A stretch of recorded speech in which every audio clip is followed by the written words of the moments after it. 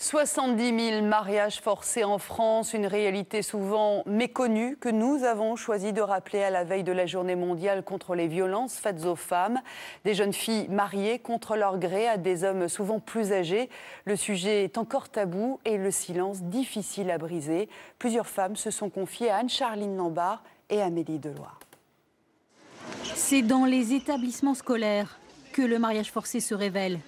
Les enseignants, les travailleurs sociaux y découvrent des cas de jeunes femmes mariées contre leur volonté, le plus souvent pendant les congés d'été.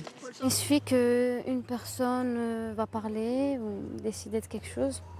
Et après, voilà, on vous impose. Oui, on va rentrer passer des vacances et on se retrouve après promis à quelqu'un qu'on ne connaît pas. Nous l'appellerons Delia.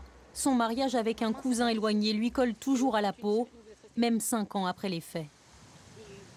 Je suis encore mariée avec quelqu'un que j'aime pas. Et voilà. Mais bon, c'est vrai qu'il y a eu des périodes où c'était difficile. Pour Fatima, l'union forcée était organisée par ses parents. Elle avait 19 ans, lui 41. J'étais dans mon pays d'origine. Je faisais des études, j'étais prédestinée à une certaine carrière. Je rentre un vendredi soir chez mes parents. Je me retrouve mariée samedi, embarquée le dimanche pour une dure vie qui a duré 15 ans. Des années de violence physique, psychologique, émaillées de tentatives de suicide. Aujourd'hui, la lutte contre le mariage forcé, elle en a fait son combat au sein du planning familial. Je côtoie certaines femmes, mais qui sont toujours dans ce mariage. Elles sont toujours dans le mariage, elles se disent victimes de violence, mais elles n'arrivent pas à mettre le mot exact sur quel type de violence. Il y a aussi cette violence par rapport aux parents, cette colère vis-à-vis des parents, mais par éducation, par loyauté, comme je disais. C'est le conflit de loyauté qui reste, qui bloque un petit peu les démarches des jeunes femmes. Car dénoncer le mariage forcé ne suffit pas. Lorsqu'elles sont en fuite, les femmes ont besoin d'un refuge qui fait souvent défaut.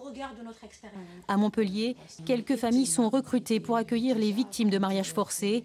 En 10 ans, rien que dans cette ville, 600 cas ont été répertoriés. C'est récent parce que la problématique, elle est connue depuis peu de temps. Le tabou a été levé depuis un petit peu plus de 10 ans et par les associations. Donc l'objectif de notre travail, c'est réfléchir à la problématique, construire des outils, etc. Mais c'est aussi interpeller l'institution. En France, le mariage avant 18 ans est illégal. Choisir son époux est un droit. Il n'empêche, il y aurait dans l'Hexagone 70 000 mariages forcés.